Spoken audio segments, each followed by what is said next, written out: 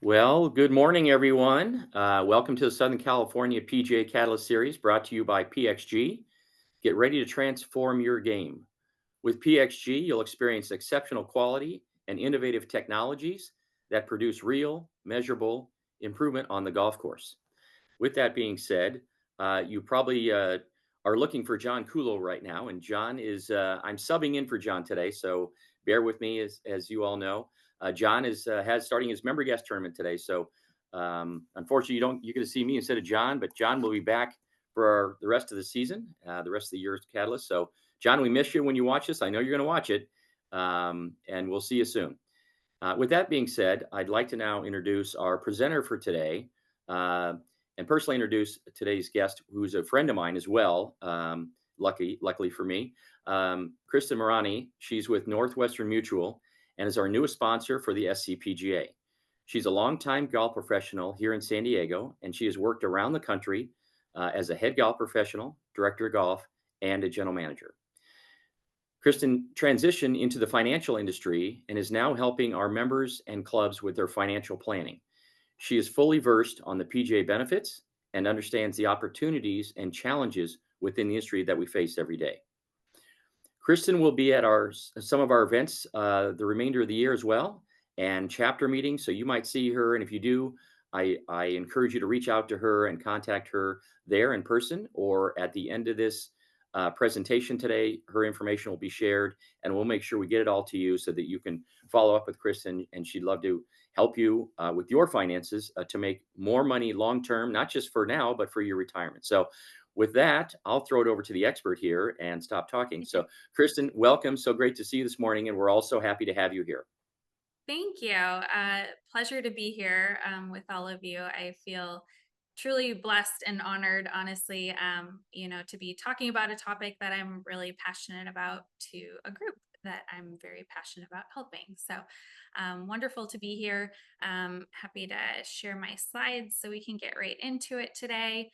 I know you guys are all still, very busy this time of year. We've got member guest season. We've also got high school and college golf going. So I appreciate you taking the time to listen, and even if it's multitasking, that you're here with us today. So to jump in, the agenda today, I really want to make sure that I do have some time to share a little bit about my background, my career in golf, how I got here into this new seat, and how I've been helping golf professionals, a little bit about my practice, our process, how we work with our clients, and then, of course, getting into the topic today, which is the top 5 areas that I see most often where golf professionals overlook in their planning.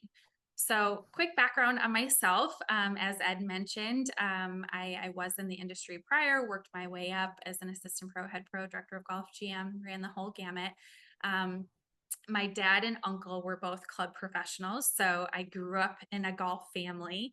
I think I got some family photos here. Yeah, here you go. So if you're watching on the left hand side there in the black sweatshirts, my dad. In the middle there is my uncle, both club professionals in Wisconsin. My brother, of course, has a Ryder Cup shirt on. So very much in the golf. My family, my grandpa was really kind of who got that started. And then he's holding my son, Luke, who is now all grown up, not all grown up, but it goes fast. The 6-year-old there in the middle on the golf range. And then that photo on the right is my dad and I actually at the Bridges this last summer. So grew up in a golf family, and truthfully, seeing how much they worked, and they played in a pro here and there in a pro am, but didn't play as much as I expected. I actually didn't think I was going to get into the golf industry. I went to school for math and econ. That was my passion, was working with economics. And my initial idea was to work on the floor of the New York Stock Exchange. I loved the hustle and bustle and, the high stress of it that really intrigued me. But after the summer that I graduated from college, my dad asked me to help him out at his golf course. And I went into it thinking this is going to be great, have some time here at the golf course before I get into the real world. Um, My dad was an independent contractor, so he owned the clubhouse, the food and beverage, the merchandise, the range, the carts, back in the good old days in the 80s and 90s. So got a crash course in running a golf course. And as many of you may know, sometimes that's all it takes is one season in the right place, and I fell in love. I ended up getting my PGA card that year, and that just kickstarted my golf career. I worked in Wisconsin and California in the winters, did the back and forth, as some of you assistants might remember, or head pros, directors of golf back in the day, um, until I established myself in Southern California, and then worked my way up into the golf industry. So huge passion for it, huge background there. But when I had my son, who just turned 6, changed my world, as some of you parents online may know. And working the holidays, the weekends, the evenings, sometimes in the golf industry, I really felt like I wasn't able to be the golf pro I wanted to be and the mom I wanted to be very well. So I was looking for a career pivot. I knew I wanted it to be back in the financial industry. Wanted those banker's hours, the 9 to 5, if you will. And so I started looking down that path. One of the members at my club was a financial planner, really resonated with me, actually reminded me of my teaching philosophy, which was whenever I met a student who was interested in a lesson program, there wasn't a one size fits all. It was, what are your goals? What's your timeline? What are you trying to accomplish? What are you willing to put into this? What time and financial investment do you have? And then because I was TPI certified, did a full physical assessment. That's exactly how I view financial planning, that it's not a one size fits all, that it's not just open your Roth, contribute to your 401k, get a little bit of life insurance. That's not the full plan for every single person. It can look very different. So because that resonated so well with me, my path was clear, went into that. I ended up opening up my own practice a few years ago, downtown San Diego.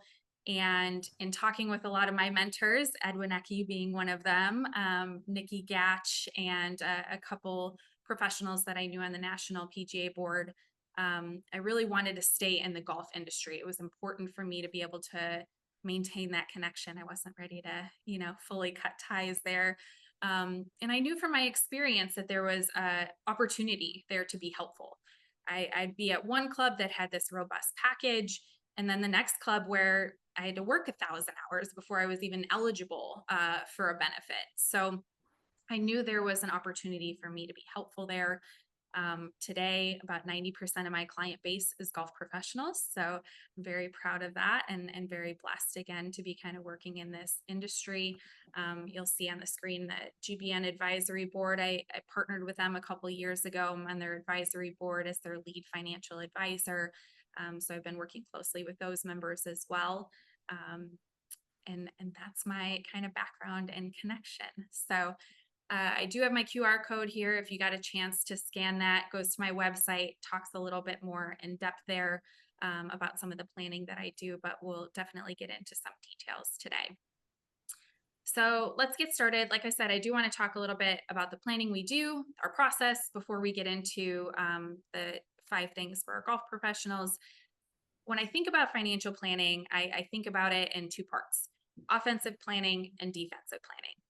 On the offensive side, this is what people think of most, which is investing, growing your wealth, right?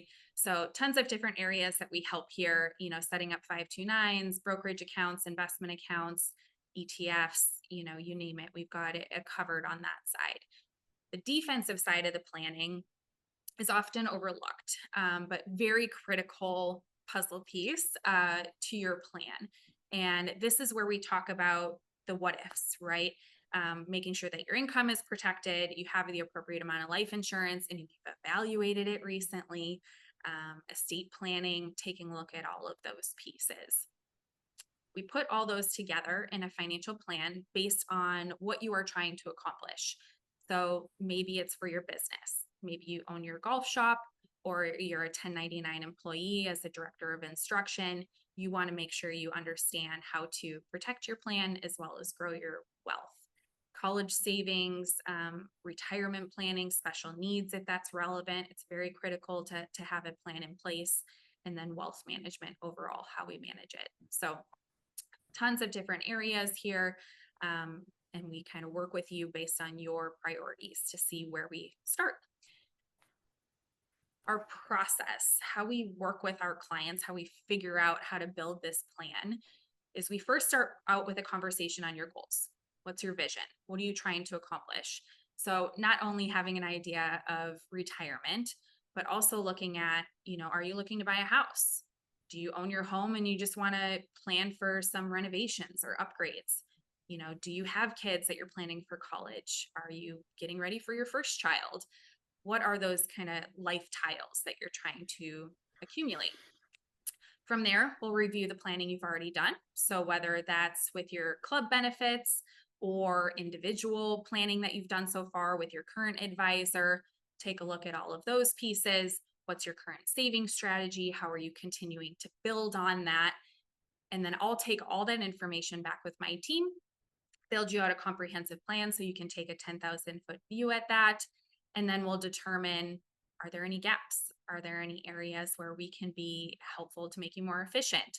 Are we missing a bucket altogether based on the goals that you're trying to accomplish?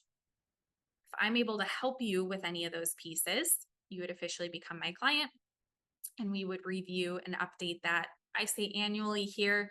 For most of my golf professionals, it's a couple times a year. We usually meet on the bookends of your seasons. For my directors of instruction, independent contractors, sometimes we meet quarterly to be in alignment with your CPA. So that's our planning process and how we work with our clients. Love to dive into now, what you guys are all here for. I love this picture. If you guys are looking online, I think it's pretty funny. It just kind of resonated with me. But really looking at just the 5 pieces that I think are just most overlooked today. So hopefully this will be helpful. Number 1, I know this might sound intuitive, but this is a very common mistake I see in the golf industry, which is, do you have enough emergency fund? If something goes wrong and you need an influx of cash, do you have it available? And do you have the appropriate amount? So in the golf industry, I typically recommend about 3 to 6 months of household expenses in cash. Some say 3 to 6 months of income. I won't argue with that. I don't think more is a bad thing, but at minimum 3 to 6 months of household expenses. The reason why we want it in cash is because, God forbid, something happens. It's always going to happen unexpectedly, right? We don't want to be pulling from our investments when maybe the market's down and then we're locking in that loss, or we have to take short-term gain taxes on it. Or it's locked up in a CD that we can't access because it's a 6-month CD and we're only 3 months in. So we really want to make sure that those funds are as liquid as possible. Luckily, high yield savings accounts have been doing really well. Not as well as a year and a half ago, but still a lot better than the 0.1, 0.2% at your bank. And money markets are a great option as well. Highly liquid and give you some growth potential to at least try to keep up with inflation, especially the last couple of years. So this is kind of the number 1 thing that I see.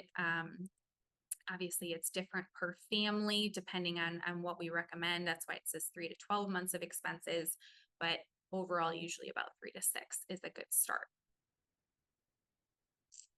Okay, next item. Are you maximizing club and PGA benefits? Right now, for a lot of clubs, it's open enrollment time. Whether you may be aware of that or not, October and November are typically open enrollment times. There's usually, in most cases that I've seen, not a big announcement that this is happening. So you want to make sure that you're reviewing. Maybe there's changes that have occurred at your workplace as far as what they're offering.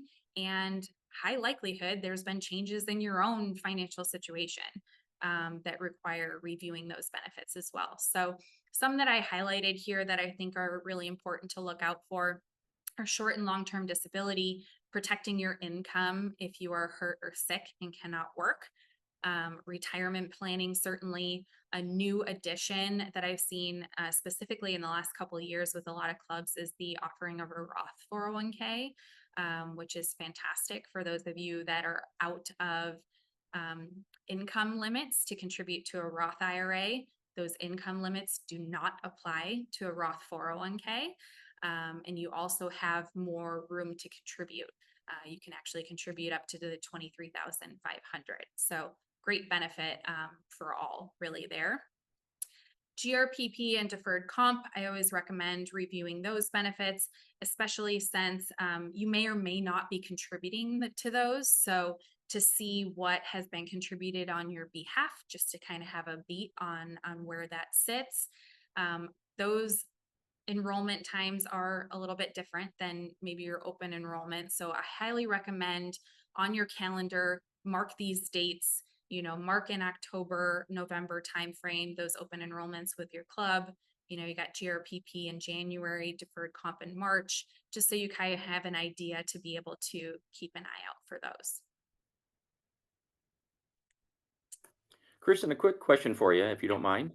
please. Um, and you may cover this, but just I was thinking about, when you mentioned time of enrollment, this is the time of year, which is most companies and clubs, do those types of things, obviously.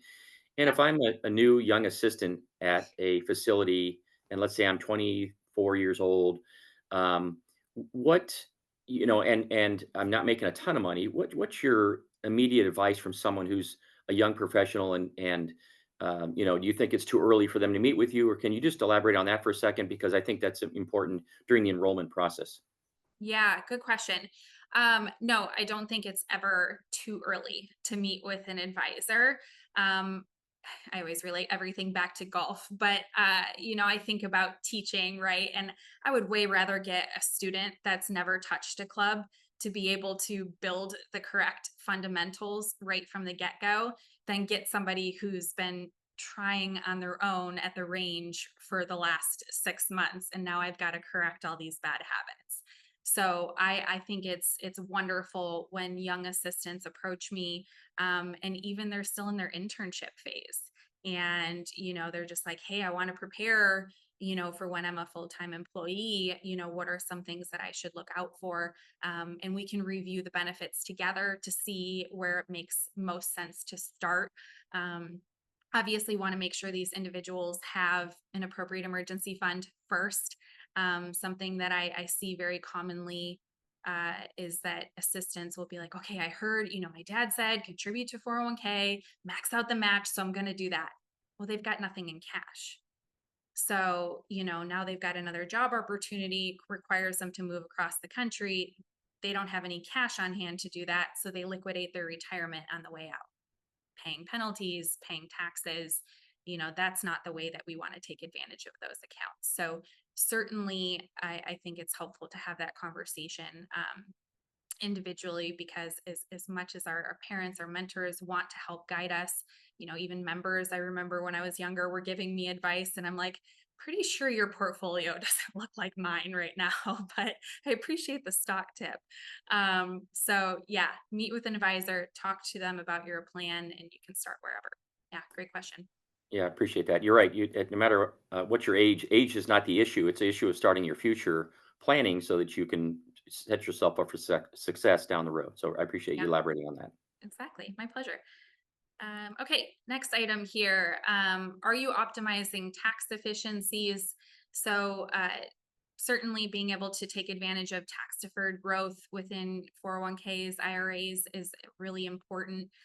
Once you're maxing those out, there are some other tax efficiencies we can be taking advantage of. So once you get to that point, making sure you're meeting with an advisor to say, okay, hey, now what's next? I've got these buckets full. Where else could I be stashing away some cash to take advantage of that I don't need right now, that I could be taking advantage of some tax efficiencies? HSA and FSA accounts are kind of hit and miss in the golf industry as far as seeing clubs offer those. It's a health savings account and a family savings account. And again, those are tax deferred vehicles. Pre tax money goes into those accounts. They grow tax deferred. and any dollars that you pull out from those accounts for qualified purchases are tax free. So, for a health savings account, I'm sure you can imagine it's for health related items. So, if you have a regular prescription or, whatever it might be, that's a great way to take advantage of some tax efficiencies. FSAs are more for like childcare. There are some uh, different intricacies with those, but something to look at as well if that's relevant for your family. Tax advantage investments. So, are you taking a look at, hey, is this general investment account? Am I going to need this in the next 5 to 10 years, or is this something that's just kind of, I want to leverage the market. I need some growth, but it's more long term. Maybe having a conversation with your advisor to see if tax advantage investments are an option for you, and tax loss harvesting as well, throughout the year to make sure that your tax consequences within a general investment account may be minimized if there's any losses to take advantage of. So, a few different areas here, all depends on the individual person. But in the lovely state of California, with our beautiful sunshine tax, these are important items to look at. Number 4, is your plan diversified?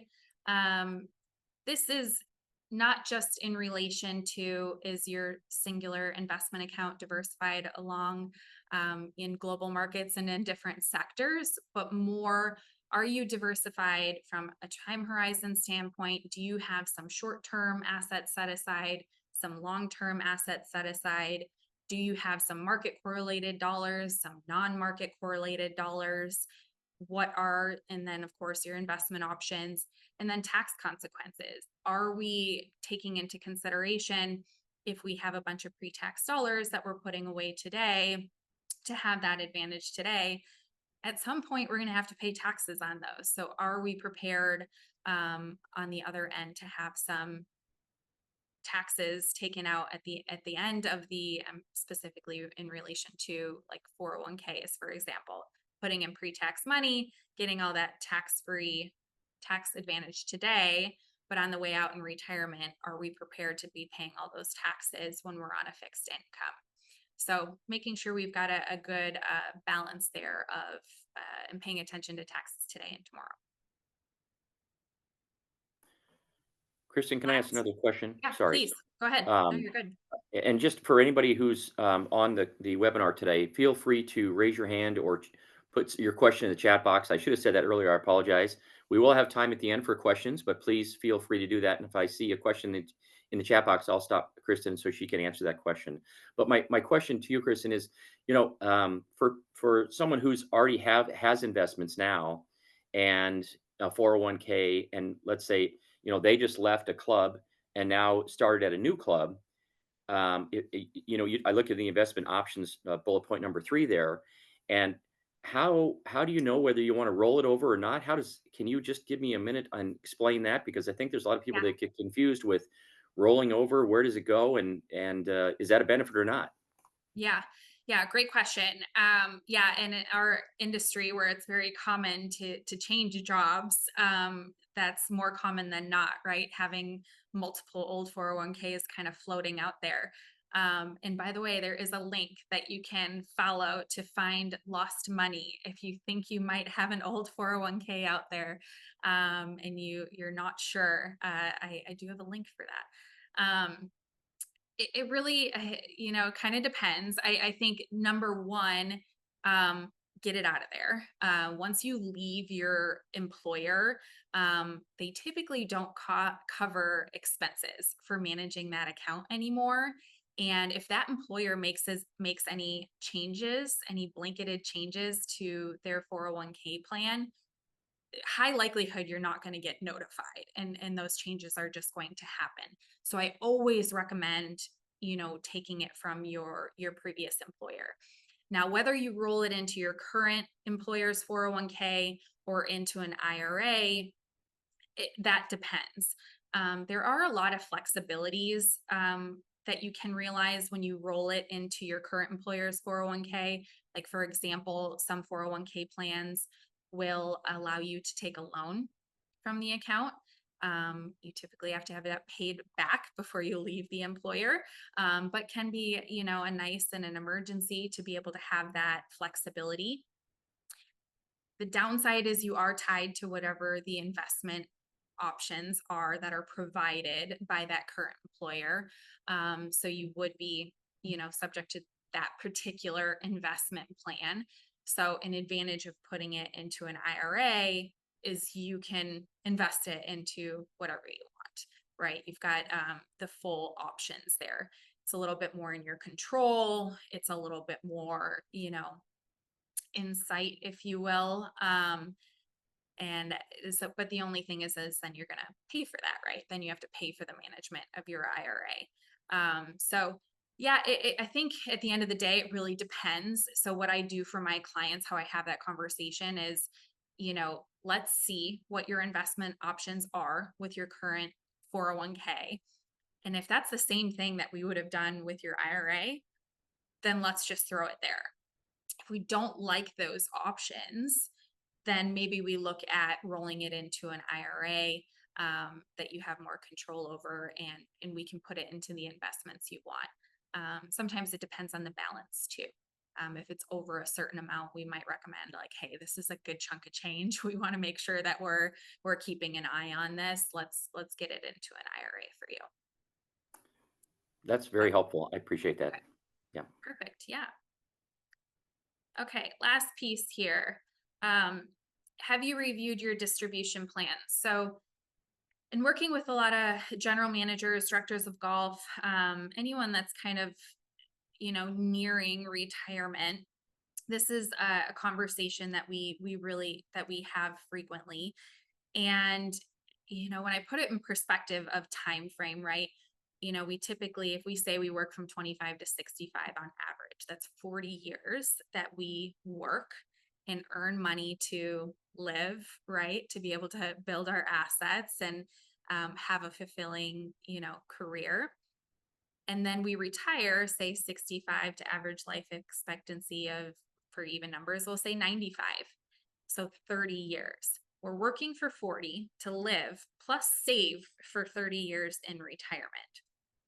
And what I'd love for you guys to be able to take from this is a lot of us will plan and save that chunk of money for retirement, but then we'll get like a year or two out from retirement and be like, okay, now how are we accessing this? What's it going to look like? What are my tax consequences? What happens if I have a long-term care event? Am I protected against that? Do I have enough assets to cover me? Sometimes by then it's too late to make any changes. You're stuck with what you got. You're stuck with the tax consequences that you have, and you just have to plan with that. The more runway we have to not only plan for saving that big chunk of money, but plan for how we're going to use that money, the better. So some of the things here that I listed that are high risks in retirement that we look at. Number one, outliving savings. So making sure we have some planning in place. Pension plans aren't a very popular benefit in our industry. So how can we help create that pension plan for you? Down market strategy. It's not uncommon that a lot of our assets in retirement are tied to the market. So what are we doing, above and beyond a bond strategy in case there's another 2002 where the bond market crashes, that we've got some protection there. Taxes and inflation. If you've had the opportunity to take advantage of a lot of pre-tax dollars, how are we planning for those tax consequences down the line? And of course, inflation. Long-term care, as I mentioned, and then legacy planning. If it's important to be able to pass down to that next generation, how are we doing that in the most tax efficient way? Something that comes up pretty common is, do I want to pass down an IRA to my kiddos? Do I want to pass down a non-qualified, just a general investment account? So what makes sense to spend first, so we can have those conversations based on their assets and what options they have to make sure that their kids don't have is the tax consequences as well. So big item here that I love talking about, and it's never too early to start talking about this, but certainly something that I like to at least start planning, a good 10, 15 years before retirement. So those summarize the top 5 things. I'll kind of run through these really quickly. So number one, just making sure you have the appropriate emergency fund, cash on hand. Number two, make sure you're maximizing the benefits that are available to you and reviewing those every single year. So your club benefits and your PGA benefits. Are you maximizing your tax efficiencies within your plan? Are you diversified and not only within your account, but just across the board in different buckets for yourself? And number five, along with reviewing your plan for saving retirement, are we looking and reviewing at the plan in that distribution phase for you in retirement? From here, if nothing else, again, like I said today, I hope this has given you some pause to just think about your own planning. But I'd love if you guys took action today. And maybe that's, reviewing that next appointment you have with your financial advisor, making sure it's on the calendar. Maybe it's putting something on the calendar to review your open enrollment time. Maybe it's booking a meeting with me, just an introduction, just to have an opportunity to, chat through some of the pieces that we talked about today. So to help you take some action, I did include my QR code. If you snap a picture of this, you can book a meeting with me, no pressure, just a friendly conversation. And, even if it becomes a networking opportunity for you, I'm happy to meet you and excited to meet you and hear your story. Um, with that, I'll kick it to you, Ed. If any questions have come up in the chat, or if now's the time for you guys to kind of have that opportunity, please add to the chat, and then I'll kick it to you, Ed, to start wherever you'd like. Yeah, Kristen, I appreciate that. I had some notes here that Sure. I do have some questions. I think that we're after listening to you and talking about this. I think it's obviously so beneficial to take advantage of this opportunity, or add to an opportunity that you already have if you have money put away, or you already have a financial plan, to look at other options. And one Yeah. thing I think about is, when you're like a doctor. So there's a lot of things when we go visit the doctor, we don't understand what they're saying, what this is, what's wrong with you, or whatever the case may be. And so it can be a little confusing. So having someone with your expertise, I think, is great, explaining a lot of these things. And again, spending more time one on one, I think, is so crucial because I probably have more questions than we have time for today, but I'm not going to hog all the questions, but I do have a few. Yeah. And, one thing that I think is important, is to make sure that I'm comfortable with you like you would a doctor, right? So I think that meeting with you and talking with you is so important. If I were to make a phone call to you, or anybody on this webinar today makes phone calls or emails you, is there a cost to it, to our conversations? And Yeah. like a lawyer or a doctor, can you explain a little bit what that looks like? Yeah, good question. So I've chosen to build my practice on just doing work on spec. And so if in my opinion, I think everybody deserves a plan. So what you do with that at the end of the day is up to you. So I don't charge any fees for meeting with me, phone call, consultations, the financial plan itself. I think everyone deserves to have that. And then at the end of the day, if I uncover some pieces where I can be helpful with, and you feel confident and comfortable to do that with me, that's wonderful. If you take that back and do that with your other advisor, I totally understand. A lot of you have relationships for over decades. Um, that you've built that. I'm not in the relationship replacement business by any means. But most have found after meeting with me, there's some things that I can complement on their planning that their current advisor just can't do. So more often than not, I'm able to help there. And if nothing else, if they can introduce me to a couple people, I always appreciate that. Maybe it's not the right timing for them, but maybe it's the right time for their sister or their brother. And happy to meet with me and with them. And just, the more people I meet, the more opportunities I have to help at the end of the day. But great question. Yeah. No upfront costs or anything like that.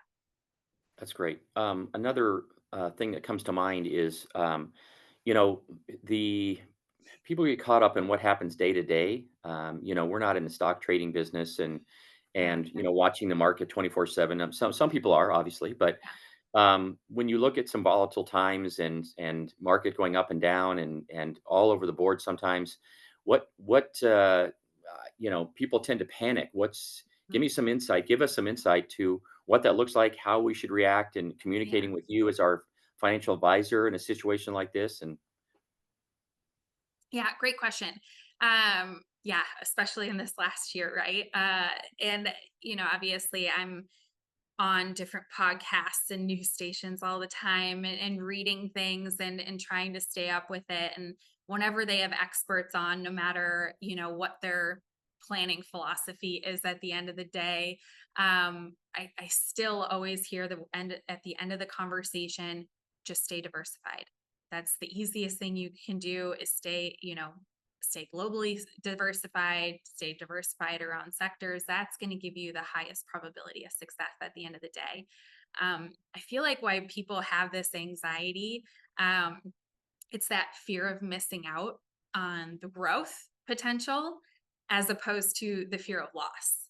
And that's something, where an advisor would come in and say, hey, I know you're worried about missing this growth potential in the AI tech sector, but, international equities have been doing phenomenal this year, and we don't want to be missing out on that growth.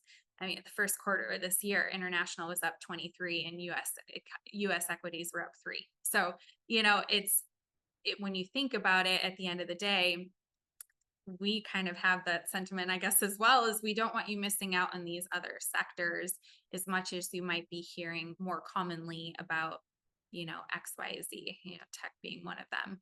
Um, but yeah, at the end of the day, the more volatile, the more diversified you want to be across your portfolio, in US large cap, mid cap, small cap, international, emerging and developed commodities, real estate. Having exposure to all of them in a diversified portfolio will give you the highest probability of success. well, that's you're actually better than my doctor because my doctor doesn't call me when I'm looking for situations or knowing what my health is. You're going to call us and talk to us about things when we're not expecting it, and I think Yeah. that's really cool. It sounds like so. That's another unique thing about, and correct me if I'm wrong, with the relationship in our industry is very collegial in the PGA world, and regardless of you know what you do now, which is so amazing. It's nice to have a friend in the business, not just someone who's a financial advisor, if you will, and looking out for their best interest. You're also a friend and a PGA professional, so I think that's one thing that we can all look forward to. Anybody who wants to work with you. My Yeah. last question that I have is a unique one, and I don't. There's maybe a lot of people. Again, you talk about a lot of things when you talk about financial planning and so on and so forth that are still love to find out more. Again, I could probably talk with you for another 4 hours, but we don't have time. Can you explain a little bit? I didn't understand the annuity planning and how that plays a role. Can you just expand on that? Because I think you touched on that, but I don't really truly understand the entirety of that. If you could explain that, that would be helpful for me at least. Anyway. Yeah. So came into play in the slide talking about diversification and outliving your savings, the risk in retirement. So yeah, especially in this industry, like I said, where pensions are not that common. We do have Social Security, hopefully. I'll be honest, with a lot of our planning with our clients, we're very conservative with what we project from a Social Security standpoint. With some of our young clients, I mean, 50% is maybe what we're thinking. So to be able to have what annuity plans can do is we can build you a pension, your own pension, with an IRA or non-qualified assets. And we basically take a chunk of your portfolio and we put it into an annuity that provides an income stream that you cannot outlive. So it'll give you a fixed income or a variable income throughout that time frame. So there are some that are tied to the market and some that are, more fixed. Um, but it's not for everyone. I mean, you definitely have to make sure you're reviewing it with your advisor, but can be a really great piece to just provide some security.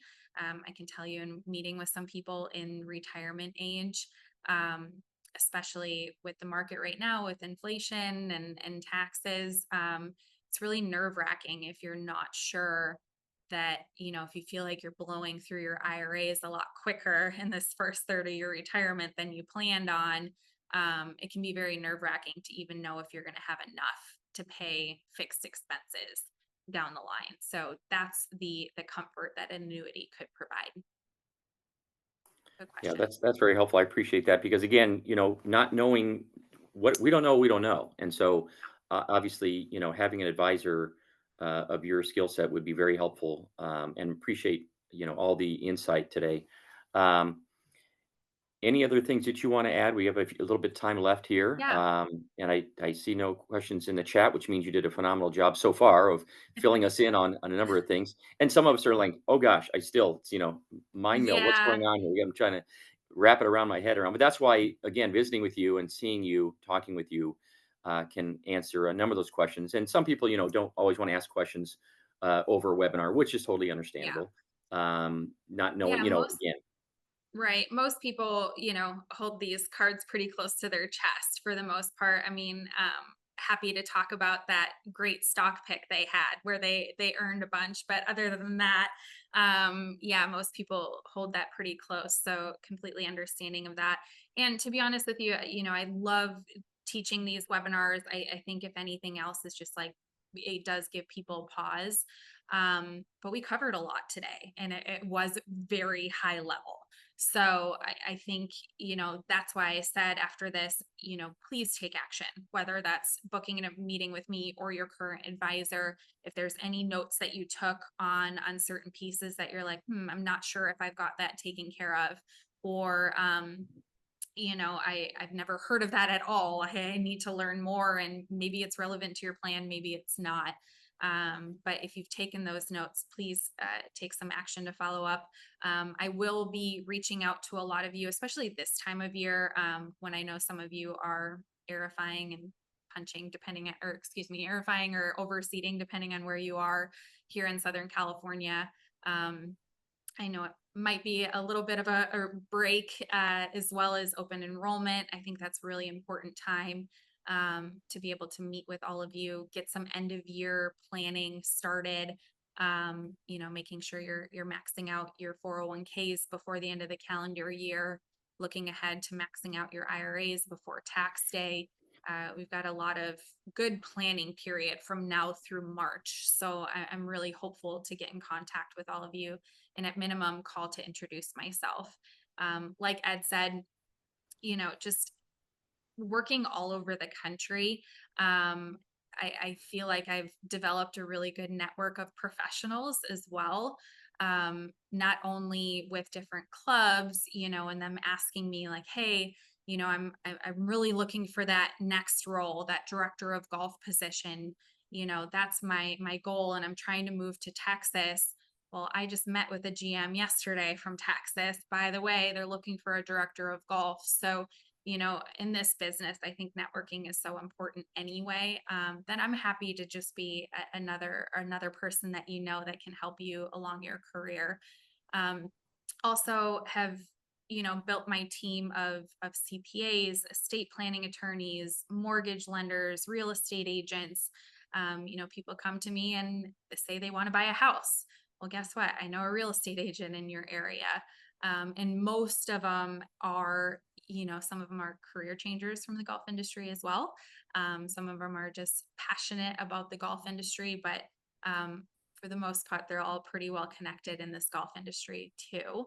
So that's a fun part, a fun connection to have. Um, but I am going to contact you at maybe not an ideal time. My job, like Ed said, is to reach out to you because unfortunately, none of this planning is urgent until it's urgent, until you have to have it. So it's easy to kick the can down the road and be like, oh, I'll deal with it tomorrow, I'll deal with it next year. My encouragement is always going to be like, hey, let's just meet. Let's just talk for 15 minutes and see where you're at. And then kind of go from there. All my meetings are over Zoom for the most part. That's what helps me meet with people all over the country. I can tell you in the last 3 years, I've had one in person meeting. So for most of my clients, they appreciate that. But if you do want to meet in person, let me know. I'm happy to try to arrange that. But with that, I think hopefully I've given you a couple things to think about today, and look forward to meeting you all here soon. So Kristen, thank you. I was just going to say, I think one of the biggest fears, if someone's ready to jump into this and they're not into this in a financial market now, and savings for the retirement and so on and so forth, because it seems so ominous. I think the biggest question would be, the biggest fear, and tell me if I'm wrong, because you do this every day, would be, regardless of my age or my position or how much I make, if I'm not in this space now, I guess what I would be concerned about would be, how much do I put away each month? How do I figure that out? How, and so I guess that's where your expertise would dissect that, break it down, ask all the questions, ask that anybody you're working with be forthright with you, because if you can't help them unless they give you the information in order to properly guide them in their finances going forward, if that's fair to say. Yeah, 100%. I mean, studies have shown if you're able to stash away 20% of your income on a monthly basis, that will help you have a fulfilled retirement and investment strategy. Um, Easier said than done in California, where our cost of living is a little bit higher. And, especially if you're just starting out in the career and, you're making minimum wage. Um, yeah, it depends on the person. And frankly, where it really starts is the budget and understanding where your cash is going, because most people work best saving first and then spending what's left over. That's why 401ks are so successful, because people don't even see that money. So if we can develop the same habit where you're putting away 100 a month or 1,000 a month, whatever it might be, even into a money market that's just out of sight, out of mind, growing for you, and still accessible, um, that can be a great place to start. But yeah, you have to know what your monthly spend is, and track that, um, to kind of have an idea of where to start from a savings capacity standpoint. Well, that's very helpful, and you're right. It's every little bit helps. 20% would be fantastic, if not more, but every little bit helps. And I think anybody who's not already doing that, please reach out to Kristen, and she will reach back out to you to help you. That's what you're here for. Thank you for being here, Kristen, today. You're impacting a lot of PGA professionals' lives, amongst other people. So, in many other ways than how to get the ball in the hole, you're actually putting money in the bank. So, thank you for that. And thanks for being here today on behalf of the SCPGA, and John Kulo, who couldn't be here. So we miss you, John. I know you're going to be watching this, and our education committee. Thank you so much for being here. All of you will receive credit for this, and you'll see that PDR credit. So we look forward to seeing all of you, and on our next webinar. So in the meantime, I hope you all have a great rest of your day and week ahead. And Kristen, thank you again for being here. It's Sure. been fantastic. We've learned a lot. My pleasure. Thank you guys. We'll see you soon. Thank you, everyone.